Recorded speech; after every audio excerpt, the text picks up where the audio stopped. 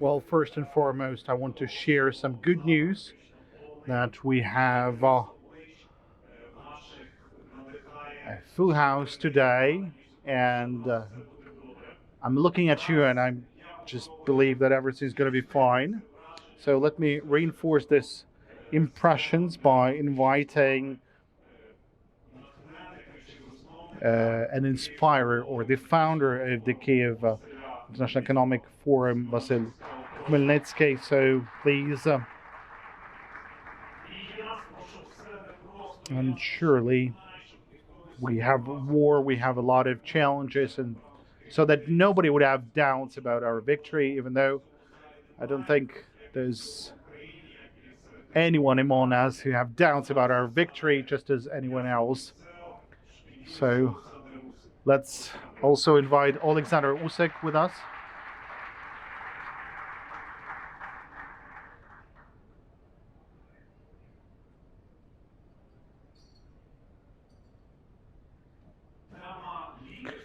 The topic of leadership, and this is the panel dedicated and specific to the leadership. Now, it's a wide topic.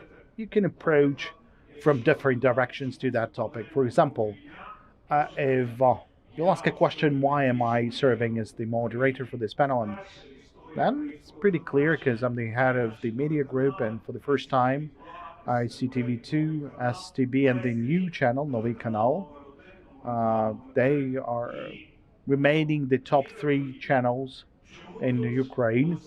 So why do we have Oleksandr Usyk and Vasyl Khmelnytsky? Well, everyone reading Forbes, they know why Vasyl Khmelnytsky is among us. And as for Oleksandr Usyk, well, it would be good to have some advice or the rules, because leadership is definitely all about the selection of rules or anything you can use for yourself. So this forum is taking place during the war. So my first question to Vasyl Khmelnytsky, and I've prepared a difficult questions for him, but we'll start with the light question, for him to start talking.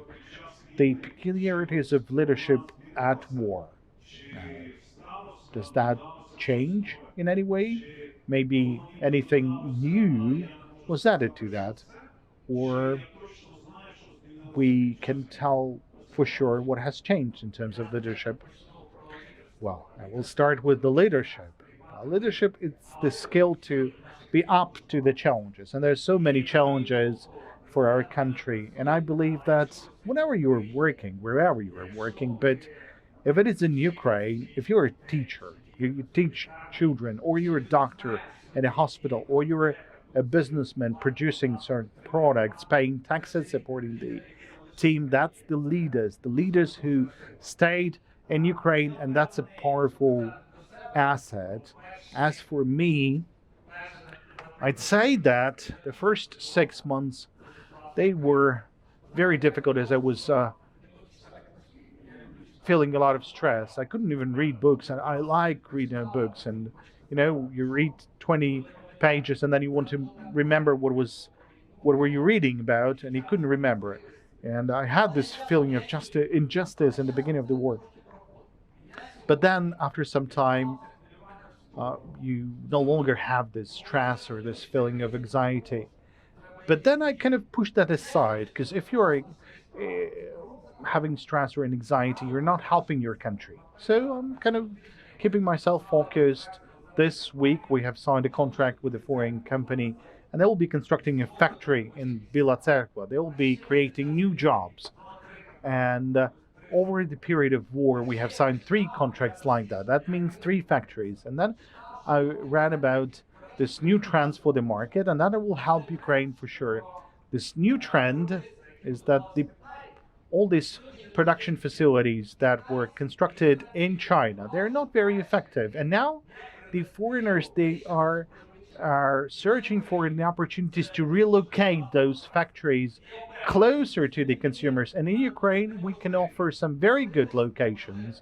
So surely, after the war, we will have some great opportunities to build the production facilities here in Ukraine. And it's all about taxes. It's all about more jobs for Ukraine. And I think it is through the production that we would be able to bring the people who left Ukraine back home by offering conditions for them. During the war, I started to have less anxiety and become more focused on my own case, and I gradually helped my own country to gain victory. Well, I don't know about the first panels, but I'm coming from the show business, so if you like the response, then you can, respond with the applause. Surely, the economic forum is taking place during the war, and our confidence sends a message to everyone that we shall be victorious. And it also a message saying that you can do business in our country, but should you ask about the leadership which is most responsible, then of course no one has any doubts by saying that it's all about the leadership around the security and defense forces. It's all about the leadership that has a relation to territorial defense. Now, in this respect, the partnership between the defenders, the partnership of all those engaged in defending Ukraine has the ultimate importance. So the big question I have, and the first question to Usyk, it won't be about the question, it won't be about the big victories, it won't be about championship, but about the day when he made a decision for himself to join the territorial defense. And that was a video when he was at the checkpoints, when he was talking to people. That was inspiring. It was inspiring for me personally, to some of my friends. So I wanted to say thank you to Usyk. So leaders are those who inspire, those who are not afraid to talk about fear. So welcome.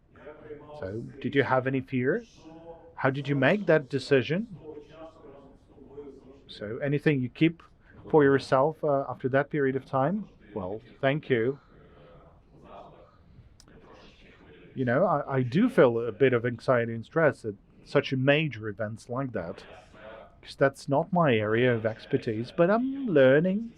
I want to join this area because if you finish something that you've started back in the childhood, you need to go to the other stage, because otherwise you will have a depression, you will have troubles with understanding what to do next. I wasn't in the country on the 24th of February, I was in London. I had some business affairs, and I was supposed to arrive on the 24th of February at 8 a.m. My daughter was having a birthday on that day, and I tried to prepare a great birthday for the child, for my daughter. If that's a birthday of the son, well, I can always ask, what do you want for birthday? But in case of my daughter, that's always a concert. That's always something big, because she changed me. So on the 25th of February, early in the morning, I was close to my home. It took me 2 days to get home. I switched two aircrafts, 4 cars. If I would need to take a bicycle, then I would grab that bicycle to get home. On the 26th or 27th of February, I was already part of the local territorial defense forces. So my team, my friends, we helped the people, because I wasn't, standing at the checkpoints for a lot, because the people who saw me, they had kind of a different condition, and in order to avoid any kind of disorder, they could say, well, there's Usyk over there. So I had, a cover in my face, and my decision to join the territorial defense was because the enemy came to our country, and it doesn't matter who I am, like an athlete or a businessman.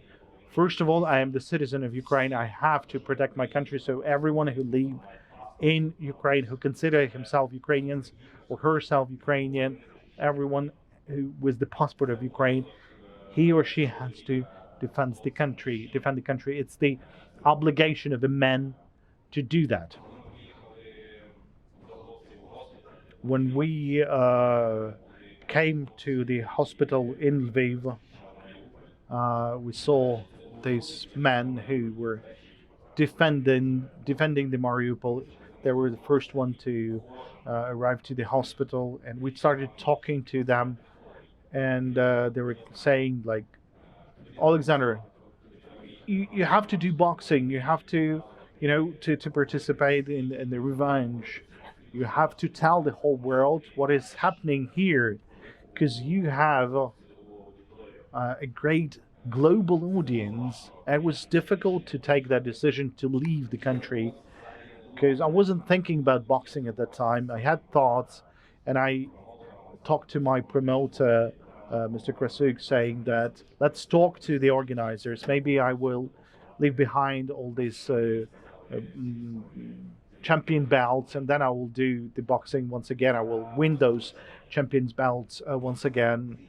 And but everyone was saying that, look, you're what can you do for the armed forces? Yes, you can carry a gun, you can carry a pistol or something, but you're not military. But the fact that you're going to, I don't know, at a shooting range, that won't really help. So I decided to leave and to prepare for the second fight with Anthony Joshua. So during my stay at the training camp, I maintained close communication with my friends, with some of my partners, with those being on front lines. They were sending me videos, and I tried to support them. I tried to show them the trainings that I've been doing, my training routine. So that was kind of a motivation coming from me to all of my friends that are currently serving in the units and defending our country. Thank you. I believe that all of us present here in this audience are doing everything possible to make sure that our defenders feel our support. I'm sorry, can I also add one thing? Who can refuse you, sir? If we're talking about leadership, then I would like to highlight that let's think about this way: world champion, world boxing champion, Olympic champion, and then someone tells you do this, and the first thing that comes to your head is, am I gonna do what I'm told? Yes, yes, I will do what I'm told because I am not a professional in this field, and the people telling me what to do are. And if someone tells me that's how we do things, and I see that this is something I'm not familiar with, I will listen to the people instructing me or advising me. I am listening to people and I hear what they say. Thank you. Well,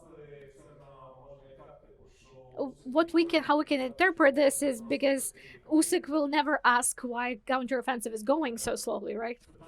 Well, there will be a question on Ukrainian language for sure.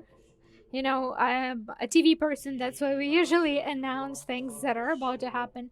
But I also would like to tell you that first and foremost, I plan to be on a panel. And then Mr. Khmelnytsky was supposed to moderate, and then we switched. But there are a couple of things that I wanted to do as if I'm on a panel. When I turned 50, I spoke to another champion who was also turning 50. And he said, I made up my mind that to celebrate my 50th birthday, I will run 50 kilometers, I will do 50 pull ups, and I will ascend a mountain 5,000 meters high. And I thought to myself, I will read 50 pages per day. That will be my achievement. And now we will move on to the question, what inspires leaders? Because leaders are people. And I thank the participants of the panel for their honesty. Mr. Khmelnytsky, I'm grateful for the fact that you are reading extensively right now, and I wasn't expecting your vulnerability and honesty about the first few days of the war, because we all were scared, and people who say they weren't scared are lying. And I want to recommend all of you the book that I'm holding in my hand. It will be presented tomorrow. It is written by a man who joined the military as a volunteer, and he lost both of his legs during the Kharkiv offensive. The book is called The History of a Brave Man. That's Oleksandr, who's a call sign Terran. All of us who are reading 50 pages per day less or more pages per day. I advise each and every one of you who reads this book and to remember on the daily basis the people who are wounded on the front lines. And it means just one thing, that we have to work even harder today. Oleksandr, the author of this book, participated in the Invictus Games. He was awarded many medals during the Invictus Games, and we are hoping that he will work for our media group. But he wrote this book. It will be my inspiration for the nearest future. That's undoubtedly so. Just like the people who keep moving forward. So the question to you. Mr. Khmelnytsky, you're not paying your own salary, so I got a salary for all of the panel members. The books, I have a book for each and every one of you. And so, Mr. Khmelnytsky, what inspires you? Well, as a businessman, I can tell you who inspires me. I am inspired by a businessman with the last name of Buffett. There are three things that I'm inspired by. First and foremost, he's 91 years old and he's not planning to retire. I am 57 and I feel young as well. So I hope that at 91 I'm not going to retire as well. He keeps working and he says that movement is life. As soon as you stop, you die. And that inspires me. That's something that I like. The second thing that Buffett says is the world keeps changing so rapidly, and so we have to learn every day. He's 91 years old, and 30% of his time he spends reading books and learning and studying and implementing the new things he learns. And the third thing I like about him is that he says, I refuse 90% of proposals. And as businessmen, as leaders, we think that a person is a leader if they always say yes and achieve their goals and dreams. No, the opposite is true. He refuses 90% of proposals because he analyzes them and makes conclusions. And that's why he is a great leader. This is something that I like. Because if Mr. Usyk invites me to the boxing ring, I would probably refuse. Not because I'm scared of him, it's because I don't hate my friends. You know?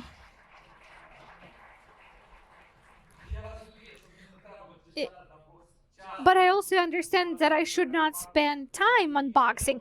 I would much rather build industrial parks because this is something I am familiar with. This is something that I know how to do. So saying no is also an important character trait of a leader. So yet another question I would like to pose to Mr. Usyk. It's clear that we see you on the boxing ring.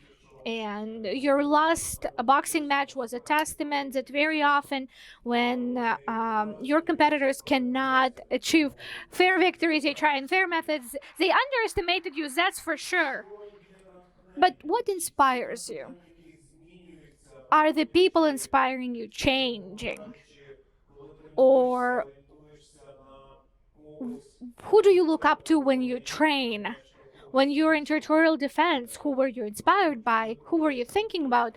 We heard about your daughter, and your daughter is for sure an important factor for your inspiration, but who inspires you? Who inspires your victories or your decisions or your actions as such?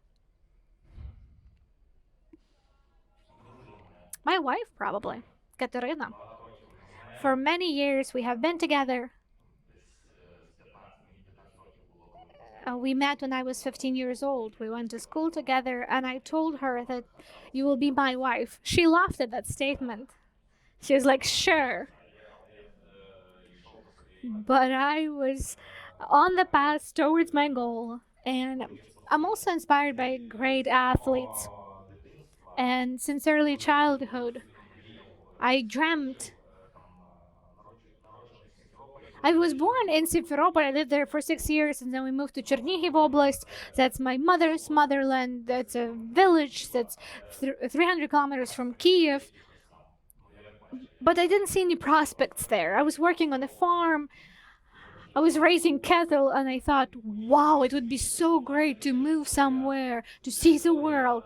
But I didn't know how to do that. But that's what I dreamt about, and I kept moving towards that goal.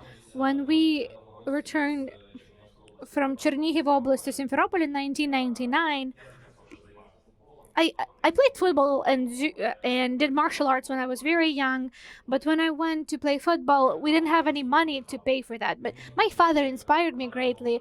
Unfortunately, he's not here with us. May God rest his soul, but he is the person who told me for the very first time in my life, son, you can do this. When you hear those words from your father, you ask him, what can I do? How do you know what I can do? He says, I can see it, I can feel it, you can do it. But I told him I have no opportunities. He said, no, look for the opportunities, create opportunities. If you're going to sit and dream of something, it will never come into your hands, it will never reach you, and no one is going to give it to you.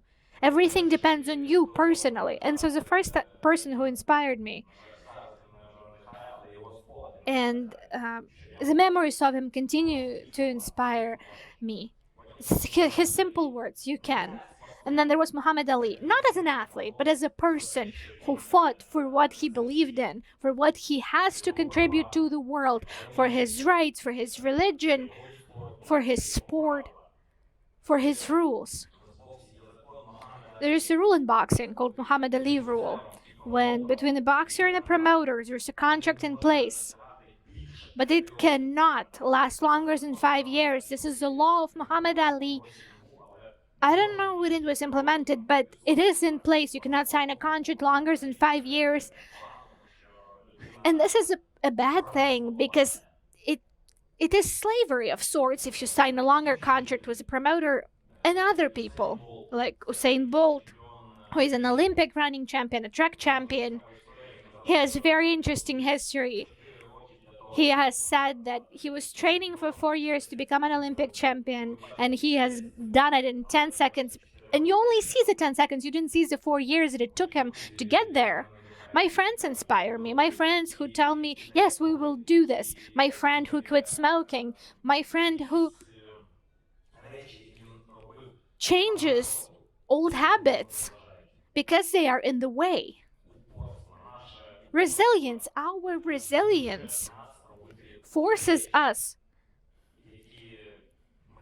to do the things we want to do, but we cannot for some reason. For example, I love beer, but I cannot drink as much beer as I want to. But I can, someone can, sure.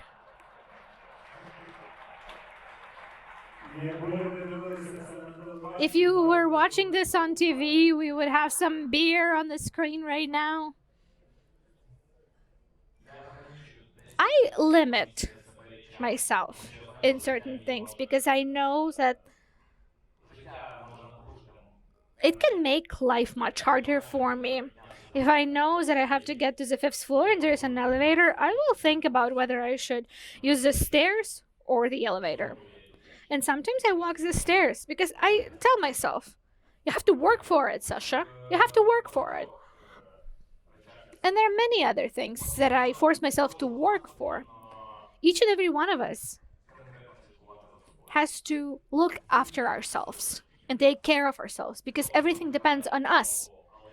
If there are people that inspire you, that's great, but you have to make sure that you inspire someone as well. Thank you. Of course, we can hear more applause than at the beginning, so it's a progress. We are inspiring all of you here in the audience. And there was a description of the panel where it said we will discuss businesses in uncertain times. I have said to all of our employees that uncertainty is our new present. There's no way to be uncertain because this is our new certainty for sure. And it gives you a sense of confidence, but it also gives you an ability to ask Mr. Khmelnytsky as a strategic investor and as a representative of the building industry, because building industry is about the future, just like investments, because there's some things that you do today as an investment into the future, even if the future is uncertain. Sir? All right. So as far as I understand, you did not go into soccer because you didn't have any money to pay, so you went into boxing. So I'm gonna go into boxing because I have no money to pay off loans. The boxing was free, and the gym that I went to and my first trainer, an incredible person, it was all free, and it is free until today. that gym is free that I grew up in. That's for children. When adults join the gyms, they have to pay, but children train for free. Do you maintain connections with your first trainer? Yes, I do. Did you, sir? Did you want to be a moderator, or could you share with us a strategy for investors during uncertain times? Not about Oleksandr Usyk. Okay, my strategy. First and foremost, I have seen many people that I consider to be leaders before the war, but during the war, they fled abroad and they keep complaining and they're not successful abroad. And in my opinion, those people are not leaders. And many managers on my team that I was convinced they are just good managers. They have demonstrated incredible leadership potential, and leaders change and leaders adapt. And my main goal today is to rebuild a strong team, because the main goal of a leader is to create other leaders, because we see that on my team I have dozens of managers that have a leadership position in their respective fields, and when we organize a meeting we argue, and we argue hard sometimes, because when I feel that a person is stronger than me in a certain regard, I try to learn from them. But as time goes on, these people grow and they leave the company, and I become partners with these people. I earn money with these people because I raise this new leader, and I love to do that. And how do we, in these contemporary times, bring leaders together in Ukraine, for example, when it comes to business? How do we bring together business, government, and the fiscal bodies? How do we make sure that all of us together work for the country? This is a great challenge because leaders like to compete with each other, and we have to come together right now. And so raising your team, raising new leaders is my main goal and my main strategy. Well, if you have been following the contemporary events, you know that in Israel they have the national unity government that has been joined by all parties, and this task to bring together leaders is not an easy fit. But as Mr. Zelensky had said in his very famous address, I am here. The Prime Minister is here. All of us are here.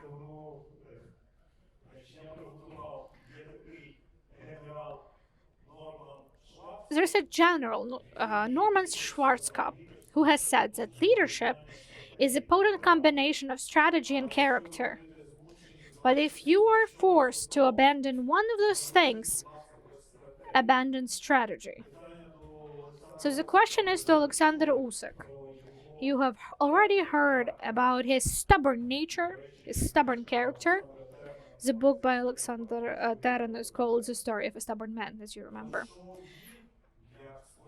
So, what does he, as an athlete, can highlight in terms of the character traits? What character traits help you win that you can also use in business? The ability to overcome your fear. Let's look at two people, X and Y. Both of those people are scared, are afraid to do something. But person X is afraid and does thing, and the Y person is afraid and does not do the thing. And that's what makes all the difference. Both of them are afraid. Both of them are scared to do something. But one person overcomes that fear and keeps moving forward, and the other person just remains afraid. Because they're afraid to fail, they're afraid to face difficulties, they're afraid of judgment. And the other person is afraid but keeps moving nonetheless and keeps doing things.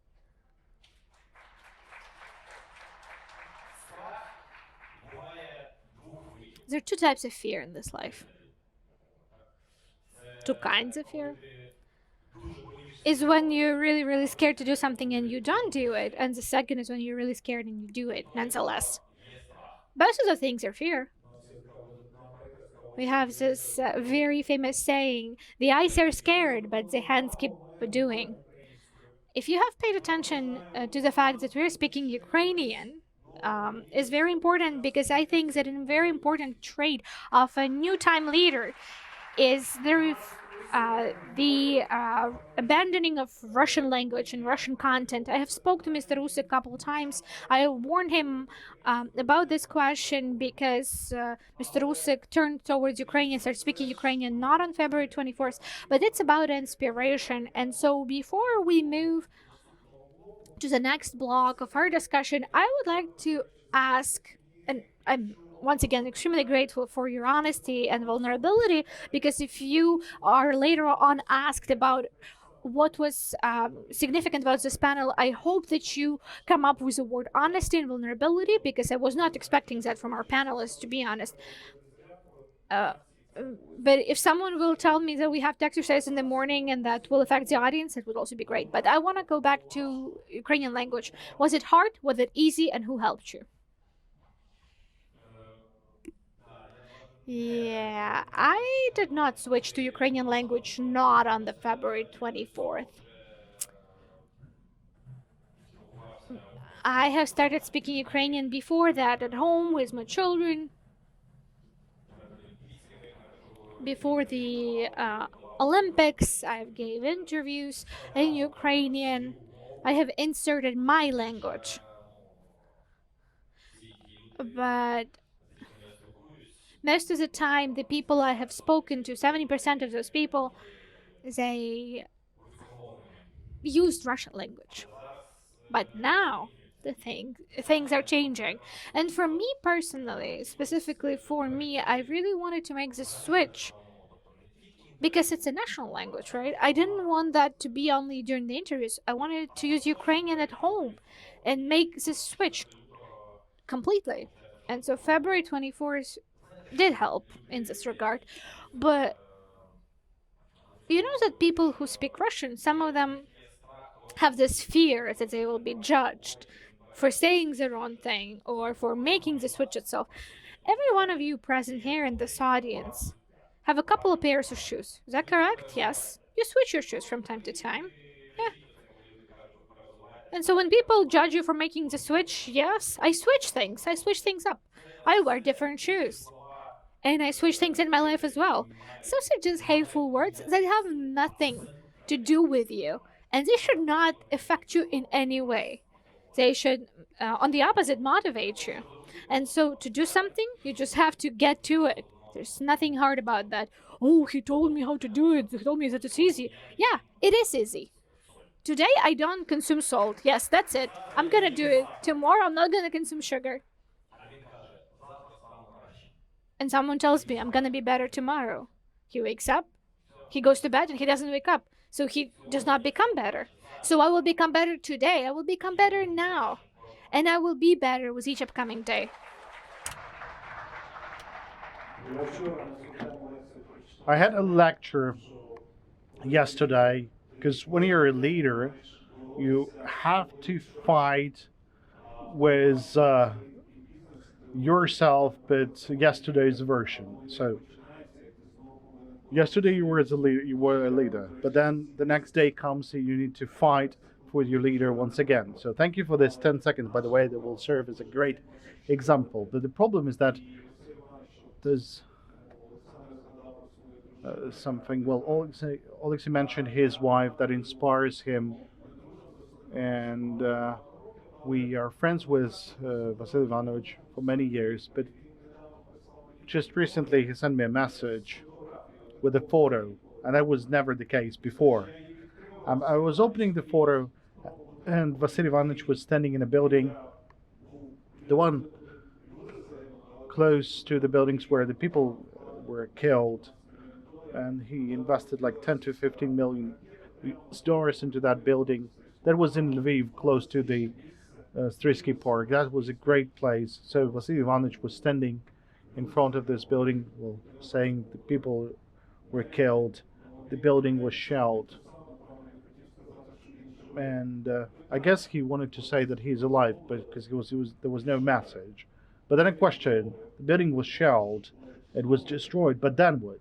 It can be hit once again with a new missile. So are we waiting for for a victory, or we excuse, or we just rebuild? the question. That's a good question, but I have another one. Why aren't you asking me about the Ukrainian language? Because you were asking everyone about the Ukrainian language, but not me. Like starting on the 24th of February, I started using Ukrainians, but I graduated Russian school, and I was in St. Petersburg for some time, so I tend to have more Russian. But then on the 24th of February, I said, I'm going to have a teacher, I'm going to read Ukrainian books. So I'm gradually, becoming better and better in Ukrainian because I'm learning English. Good boy. Yes, I'm trying hard. Trying hard. Thank you. So, look, it's not only the office center that was destroyed in Lviv. I don't know if you know that we don't have one business terminal in Juliany. Then part of the unit city in Kharkiv was destroyed. So we've lost a lot. But what's important that we have not lost the people, we have not lost the hope. So I've started to already rebuild the house in Lviv. We shall definitely rebuild and recover Juliane. We're moving forward. We shall be constructing in a more advanced manner. I had an example. Like long ago, we were presenting Ocean Plaza, and a great businessman said, "What's the rent?" Saying like $50, and what's the price for the sale? We're saying like we're not selling because that's an internal business, and he said, "No. There couldn't be no eternal business. You sold the business, you made another business." So business is all about the money. So at that point, I wasn't thinking of that. Now I understand that he was right, and that these large super malls are not modern, and there's like small shops in every district. There's markets. Well, the world is moving, so we'll construct a new building, new school, new university. We'll be moving forward. So if there's people, then we shall be constructing a new world. That's for sure. Thank you. We are trying to inspire, and I think we are doing great. I really believe that whenever there is a chance to ask a question to Usyk, so you would need to use this chance. I just don't know how much time we're going to devote to that, because I have a number of important questions to mention. Because during the war, surely there's a great respect to the defenders, to those carrying weapons, to those defending the freedom at the cost of their own life. So what can we do? We can work, we can pay taxes, we can help by gathering money for the armed forces, for the clinics. Our stockholders have established this rehabilitation hospitals called Recovery.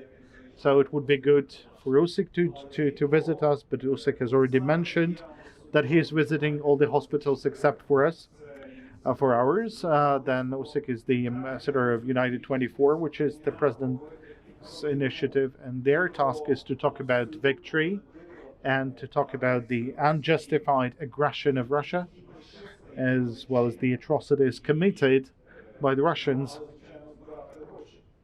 But also, in addition to describing all that, they're gathering money. But advanced payment is the best testimony of the friendship. So I would like to give the floor to Oleksandr. I guess they've already bought the tickets and they thought nobody would be asking them for more money, but maybe you could gather some more money, or maybe you would like to express words of gratitude to those who are already donating their money.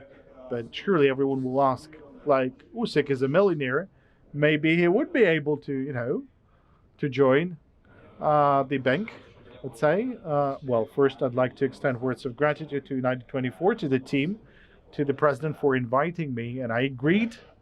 First, I give personal money. It's kind of an inspiration.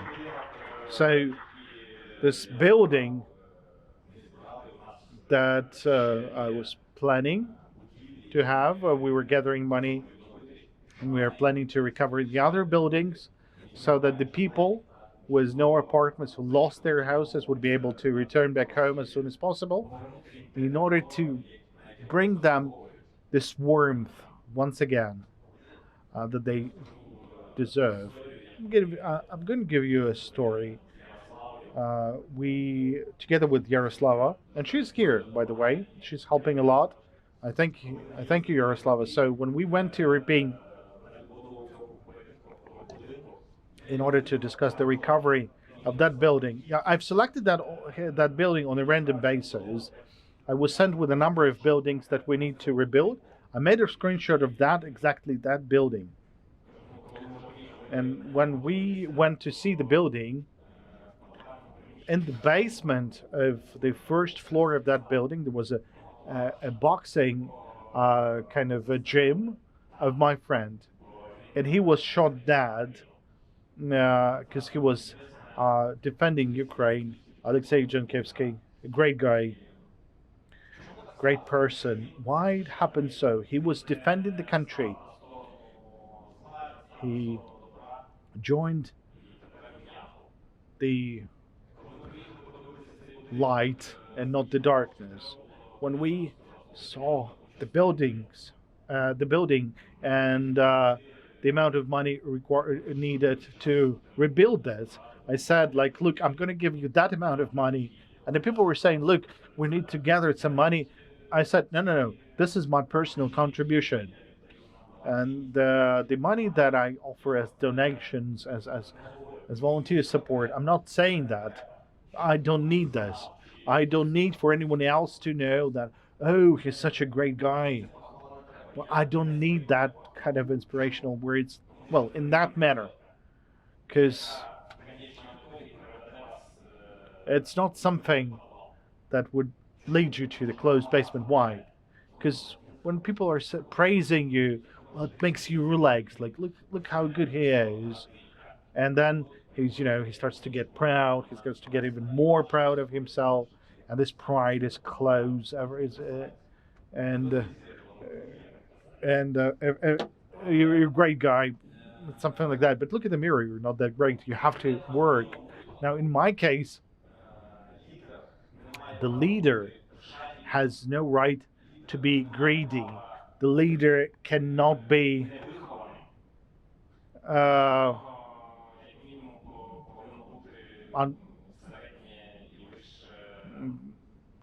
cannot behave improperly, and the leader has to have a proper education. Now, in this case, the leader will understand the scale of what he is doing. A person who is greedy, well, they won't be doing anything. The person who is too envy, they won't be able to do that. I'm sorry, I know we're talking about leadership, but I'd like to go back to business. We're building a business, and we talked to Vasyl Ivanovich, and I was asking him, what should I do?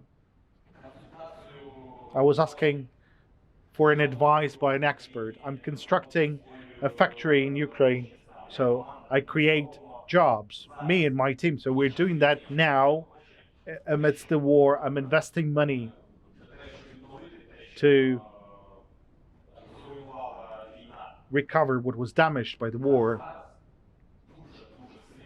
We need the unity now.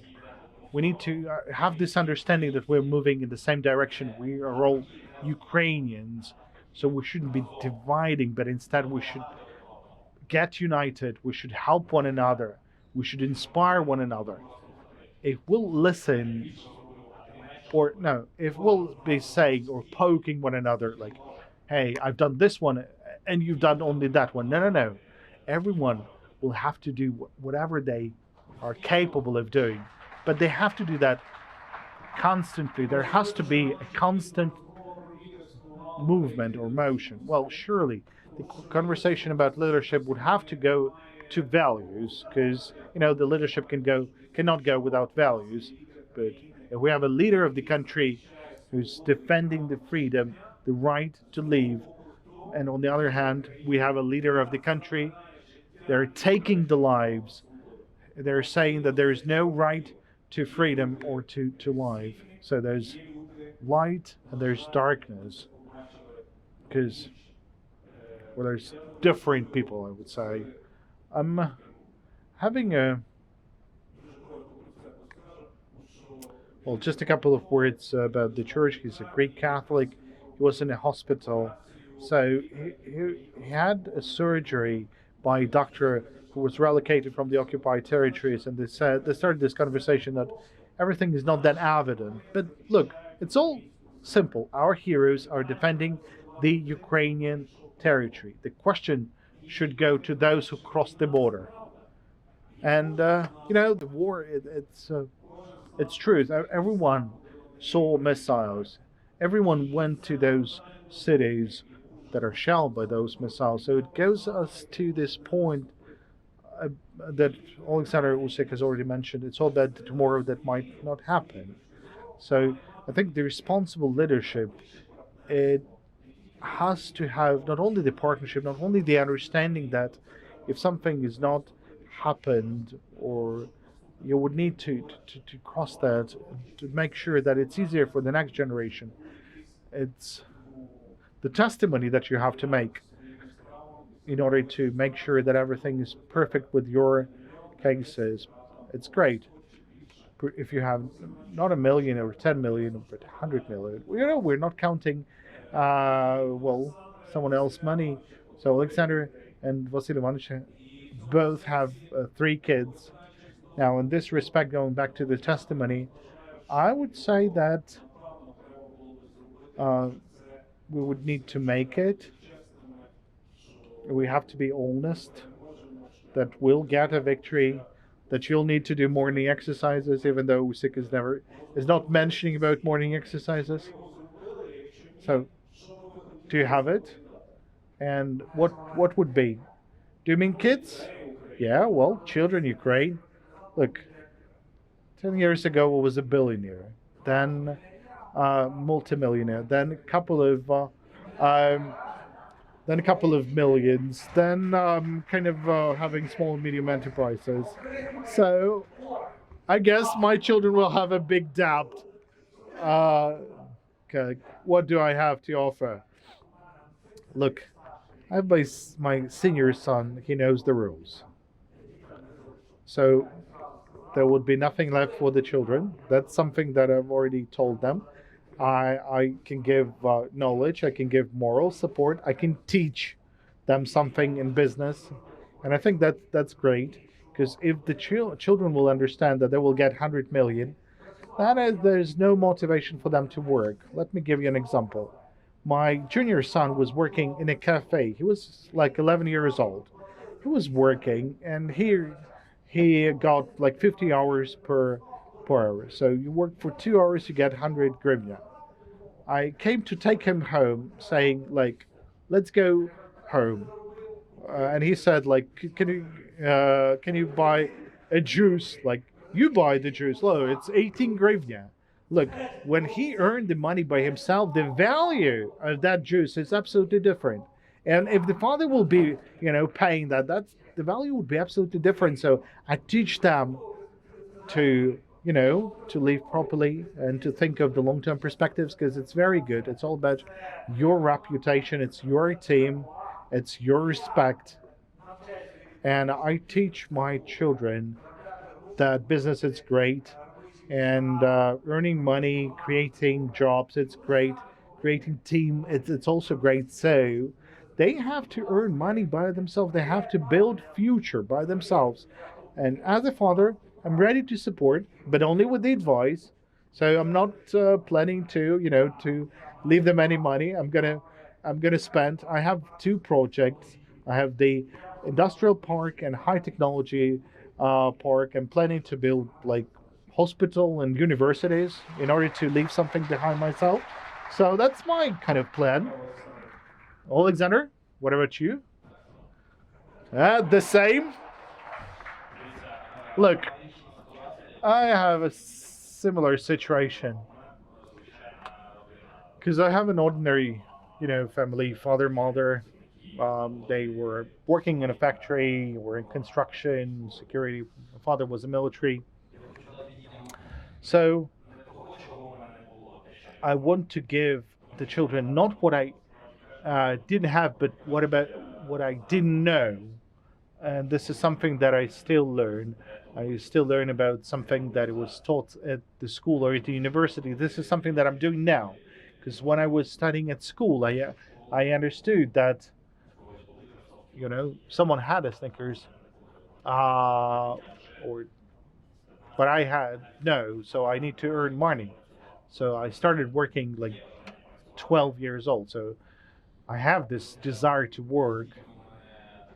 So I have all the same situation with the children. My daughter, she's 13, and she collected 2.5 thousand US dollars for a telephone. Look, I can buy her a cell phone, but she's saying, no, no, no, no, no. I gathered this money, so I will pay my own money for that. I want this telephone, but I will be paying my own money. That's great. And I'm happy that my child has collected this amount of money and they're spending that. I'm saying, like, daughter, I'm going to buy you a car. And she said, no, no, no, I'm feeling fine. I'm going to buy the car for myself. And the son are saying just the same, that we'll be working, we'll earn. So now it's all about the education, the sport, and the travels. Giving them a million, so that's yours. I'm not going to do that, because I know that if a person gets a million and that person before that didn't have even a thousand, well, it would be spent, I don't know, on cars, on watches, on parties, and then that's it. There's no more million. So they will get the knowledge, they would get the experience that I have. I'm an Orthodox Christian, and I grew up. My child, my children, based on these rights, rules: the love, the good, and the light. Fortunately, Mr. Usyk has a watch and I can see something on it. It doesn't really have the 2 arrows, but I can see that there are 5 minutes left. And I asked Mr. Khmelnytsky, saying that people have paid money and will they be fed today? And it turned out that you guys will. So that's why I pulled out my phone to understand when the lunch will be served. Yeah, I'll tell you. If someone wants to know what time it is, I can tell you guys. But only after you guys donate to United 24. So we are attempting to demonstrate the partnership between the National Telemarathon and United 24. We have 5 minutes left on this panel, and we've promised to allocate a question to the audience. I have spoken three questions from the audience. Who will argue with Mr. Usyk? All right, so 3 questions from the audience, and as I have said, I would like to express my sincere gratitude to Mr. Khmelnytsky for sharing his confidence, his positivity, to ask you guys to keep working. Just the only thing I wanted to mention is that with us on the panel, we do not have a single woman because the time of male leadership has passed. And I wanted to make sure that 3 of these questions will be asked by women. And then Mr. Vasyl told me that it makes no difference. So 3 questions. 3 questions from the audience and 3 copies of the book by Oleksandr Usyk. Who's gonna go first? If no one asks questions, I'm gonna ask the questions and get the books myself. Second question and the third question. Who's gonna ask the third question? Don't be afraid, please. You probably need my mic. This is quite a complex context that we are coming from today. You are the leaders in your fields. What leadership traits has the context developed in you over the course of the martial law? And which traits have you developed in yourself, understanding that these traits are something that you will need today and tomorrow? Thank you. Look, during the war, the most important character trait, I believe, is readiness to move forward. Before the war, I had a lot of businesses. I was having a great time. 30% of my time I was working on the issues of my business, and the 70% I was looking into new projects. I was dreaming. about building something, doing something, building a factory, getting new partners. I don't have that today. So 90% of my time today I spend tackling the pressing issues. And it's not for no reason either. If you do it for a week, sure, but I've been doing that for a year and a half. And it has become a habit. I wake up in the morning and I think about the issues that I will have to tackle, and I get up from my bed, and this persistence, this readiness to do things day after day after day, I'm used to that. And I'm not bothered by it anymore. And I think about how do I do it better.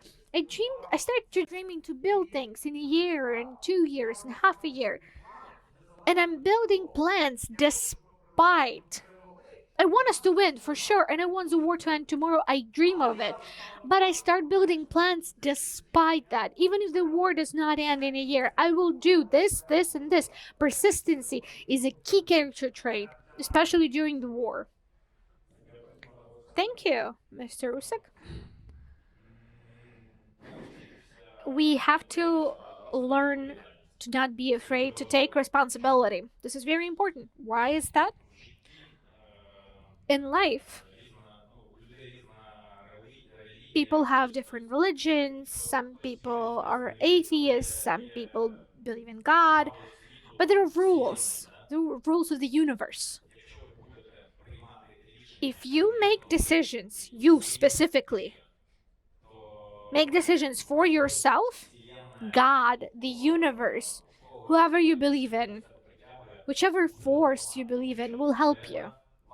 Because you have to say, I will do this, and you have to do it.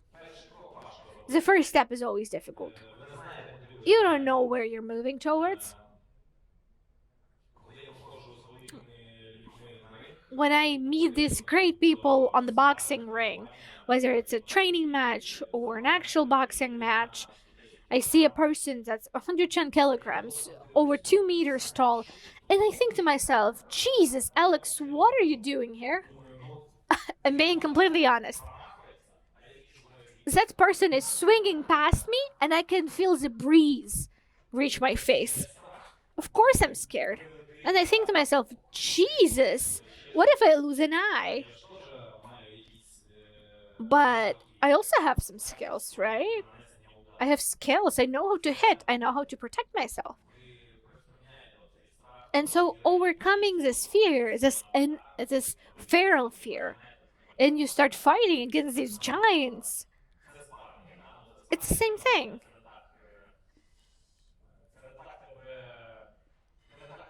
And of course, the stakes are different during a training match as compared to a real match. The gloves are different. You don't have the helmet. And it's an exam, right? So the testing, the training boxing matches are a way to prepare, and then the real matches are a way to test yourself. We are organizing a match with Tyson Fury, and I think to myself, how do I fight against this giant? How do I win? And when Alexander said that an American general has said that if you have strategy and character and have to abandon one, well, character is also a very important thing. When I run a track for 20 kilometers, there's a devil on my shoulders that says, Alex, you are a world champion. Stop running. Why are you running? Just give yourself a break. My alter ego keeps saying, hey, you have money. Why are you doing this? Give it a break. And I tell this alter ego, hey, I don't know who you are. And that was happening throughout my life. There was this voice in my head. And I hope it will keep happening, because if this alter ego who tells me you're doing a great job, if that alter ego does not tell me those things, I will become overly confident. And then we can hear people from the first row saying, hey, you're already doing a great job. When I open Forbes and I look at my bank account and I'm like, wow, what am I doing on that list? I can feel the same thing. Yeah, no, we promised 3 questions from the audience. I think one of the reasons for our success and 100% chance of victory in this war is our sense of humor. And I'm saying that not only because we air Diesel on ICTV channel, but I'm also saying that because people thank us for the possibility, an opportunity to laugh. And I think that our audience will also thank us for that as well. Natalia Makulska from the Park of Strategic Transformations, a member of the Overseeing Council in Ukrenergo, Oleksandr, has mentioned something they wanted to ask. You all are men living with strong women, your own partnership with strong women. All of you have daughters. What do we do to make sure that Ukrainian women will stop becoming invisible and we would see two men and two women on leadership panels, and we would see more women at high ranking positions, and we would see more successful women on the international platforms? What can each and every one of you do personally, and what can we do as a society? I'm going to show you what friendship is because I'm going to start answering that question first. Well, first and foremost, I would like to present you with this book by Oleksandr Taran, and thank you for this question because today we have spent some time preparing for this panel, and I have said that the only reservation I have is that there are no women represented on this panel, and it cannot be compensated by Usyk's socks. If you pay attention to his socks, that's a gift from my daughter. I believe that our daughters not only make us better people, but they encourage us to change the world, and part of that leadership is to change the world. Together with the National Bank, we have created a video with Ms. Harlan uh, talking about the fact that you don't have to shake hands with the competitor representing the enemy, the country who has attacked your country. And Harlan did a great job. She's in Italy. There was an idea to invite her here. Of course, this is our shortcoming. I hope that Mr. Vasyl will change that. Should I refuse to moderate if there are no women present next time? But I personally believe, and as a company that produces Telemarathon, over 30% of our time is occupied by women. And it's a good time to mention my wife, Olena Kondratyuk.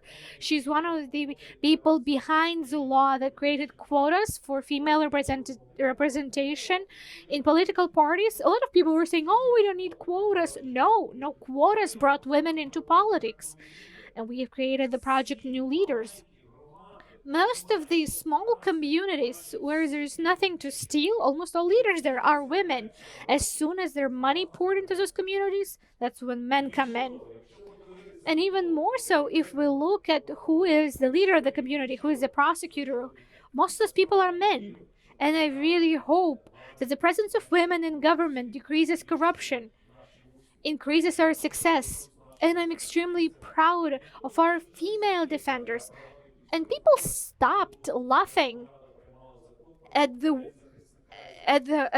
words, because we have the feminine word for a defender, and people were making fun of those words a year ago, but now they're no longer doing that because we have to fight for equality in every single case.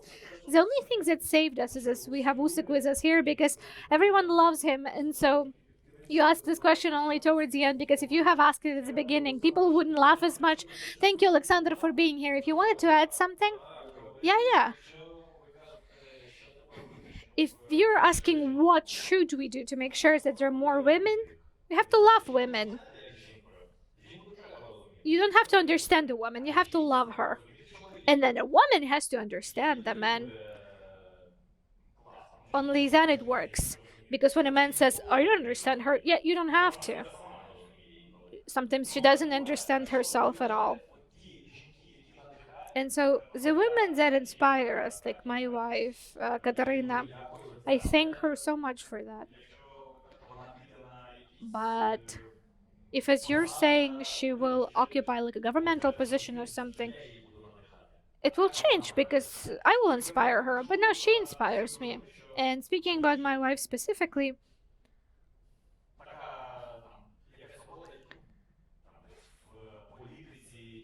she was not interested in the type of work like in politics, but that inspires me nonetheless. So yeah, there's something we have to work on with Mr. Usyk apparently, and so understanding that he is persistent and stubborn, I have no doubts that in a year we will have a different Usyk with a different answer, where he will tell us that we have not only ensured education for men and women, but we also understand that in a range of situations, women are much smarter than men, and only the superstitions did not allow women to use this knowledge for the better.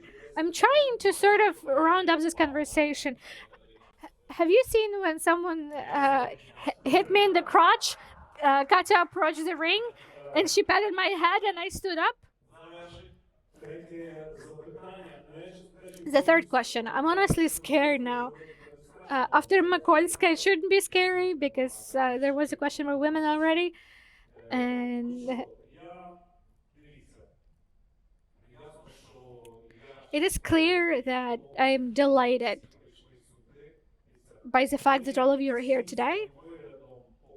We are doing everything to demonstrate belief in the invincibility of Ukraine and the fact that we are not tired, we keep moving, because having business in Ukraine is the endeavor for extremely strong, goal-oriented, confident, and positively insane people who believe that this is our land. We are not leaving. We're not going anywhere. We shall win. I thank Usyk for all of his answers except for the gender gap answer. I am convinced that every time when Usyk raises Ukrainian flag,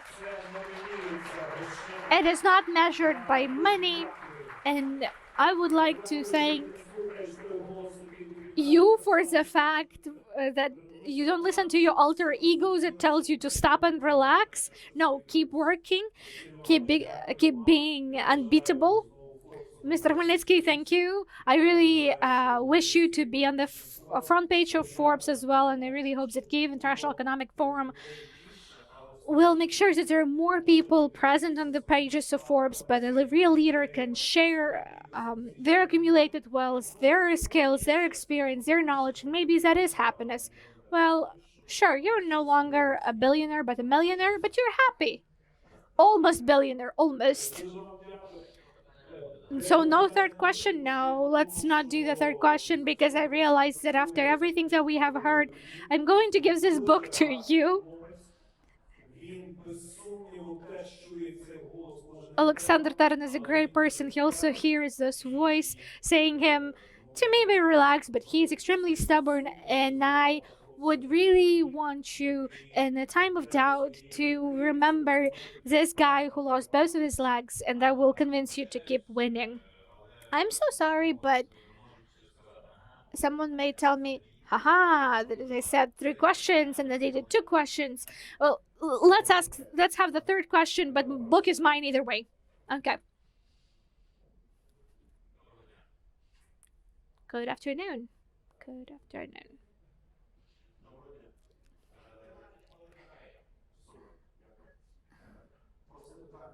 My question is very simple. It's an economic forum, right? Why do you need money? What do you need money for? So when you ask me, I would look at my watch and tell you what time it is. I'm interested in what I do. When before the Olympics,